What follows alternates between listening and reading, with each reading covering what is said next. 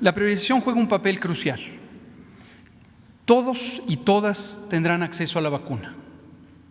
Lo reitero, todos y todas tendrán acceso a la vacuna. Eso ha sido una disposición del presidente, eso ha sido una disposición del Gobierno de México y hemos estado trabajando en la materia técnica para identificar la manera más conveniente para todas y todos de iniciar el proceso de vacunación.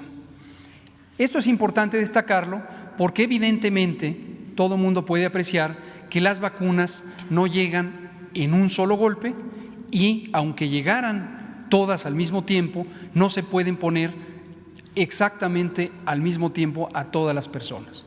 Entonces, necesariamente hay que tener una priorización para iniciar por aquellas personas que resulta más conveniente protegerles a ellas y por extensión proteger a todos los demás.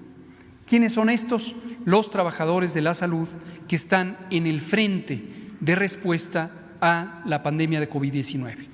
Esto es semejante a los esquemas de priorización que tienen prácticamente todos los países europeos que han formulado planes de priorización.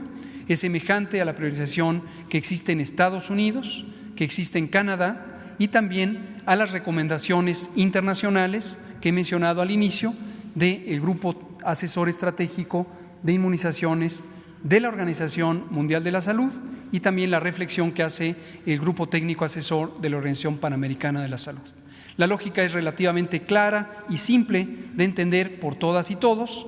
Sí hay un grupo humano de profesionales que están respondiendo a la pandemia de COVID, es muy importante que ellas y ellos estén protegidos para poder realizar su trabajo con la mayor confianza posible, pero además para que no tengamos falta de estos profesionales, hombres y mujeres, que hoy nos protegen de manera directa.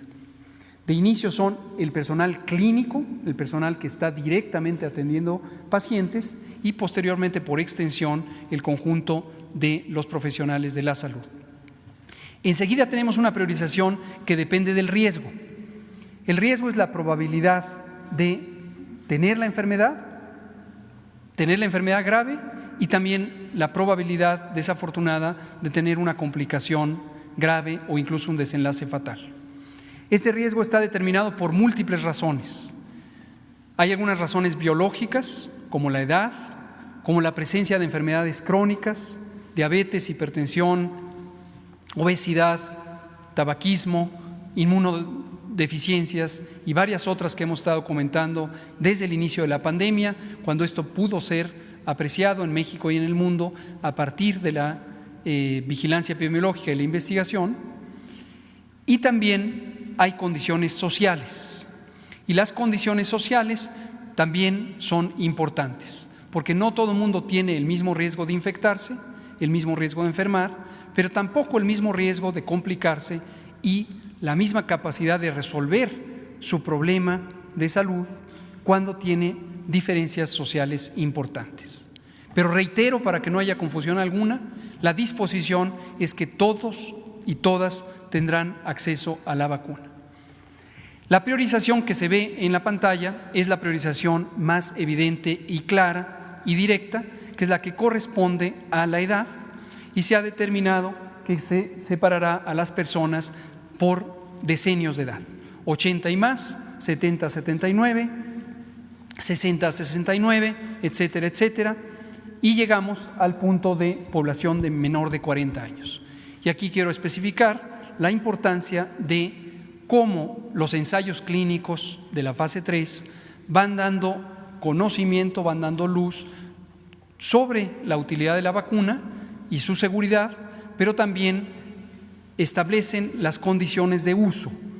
En todo el mundo, las autorizaciones sanitarias de uso y los registros sanitarios permanentes en su momento dependen de que exista evidencia de que pueden ser usados en distintas subpoblaciones para las que la ética establece protecciones especiales. Unos son menores de edad y otros son ciertas poblaciones que pueden tener condiciones de vulnerabilidad, por ejemplo, las mujeres embarazadas. Hasta el momento, ninguno de los ensayos clínicos que están en curso, incluidos aquellos que fueron culminados y utilizados como evidencia para la solicitud de autorizaciones de uso, incluyó a poblaciones menores y tampoco a mujeres embarazadas. Insisto, esto es un precepto ético históricamente establecido en la investigación de salud y también en el manejo de las condiciones de salud, tanto clínicas como de salud pública. En su momento, lo que se espera es que seguirá apareciendo evidencia científica que permita ampliar las indicaciones de uso para las poblaciones que pueden tener estas particularidades. La buena noticia, desde luego, es que, contrario a lo que se pensaba al inicio de la epidemia y a diferencia de la influenza, las mujeres embarazadas no tienen un riesgo particularmente alto de tener complicaciones por COVID-19 o la enfermedad misma.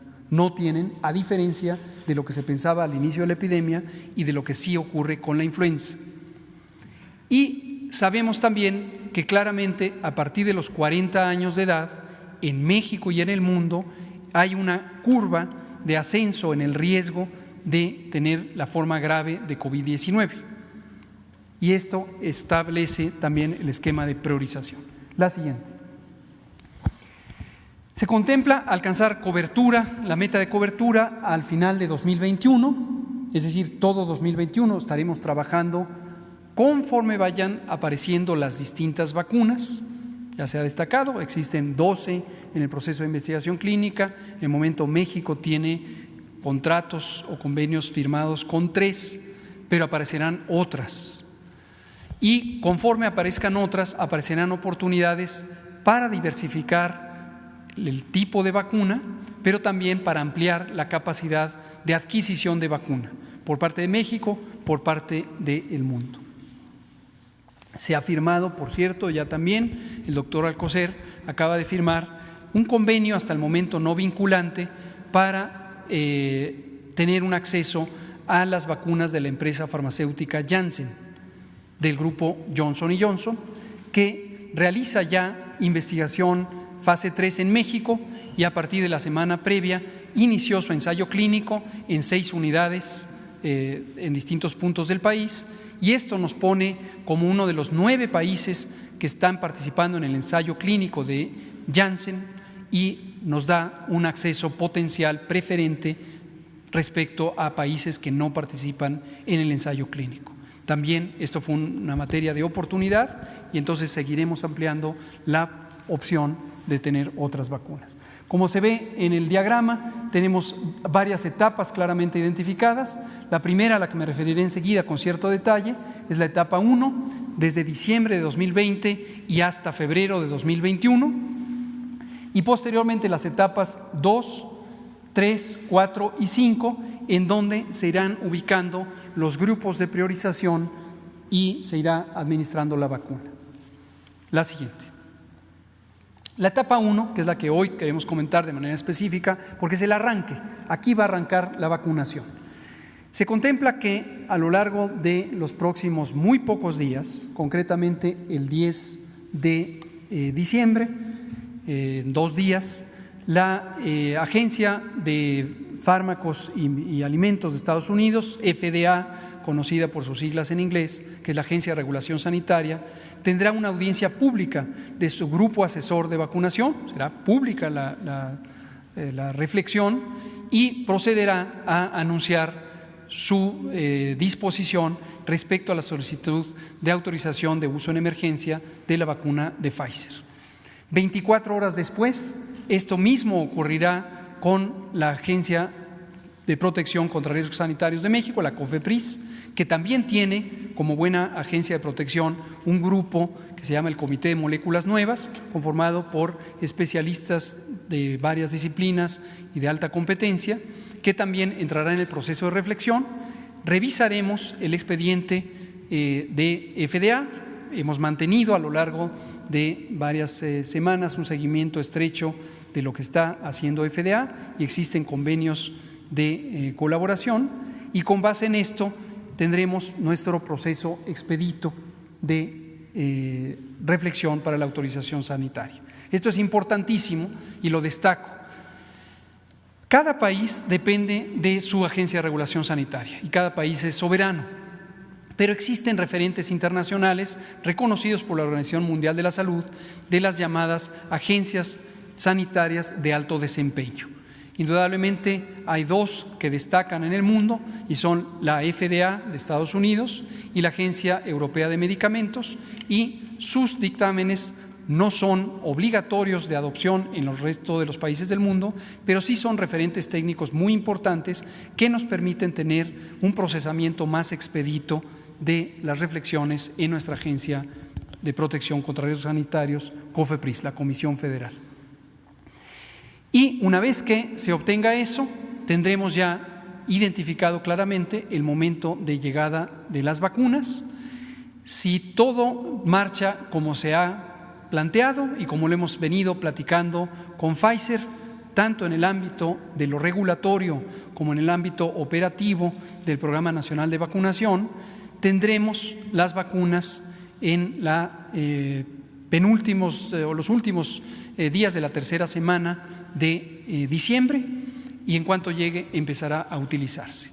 Por eso hemos diseñado el operativo específico de la etapa 1 con la ayuda de las Fuerzas Armadas. Nuestro agradecimiento a la Secretaría de la Defensa Nacional, a la Secretaría de Marina, y hemos dispuesto que el primer embarque, que potencialmente sería de 250,000 dosis, lo utilizaríamos en el primer segmento del grupo de prioridad 1, es decir, en el personal de salud, primeros respondedores en la epidemia de COVID.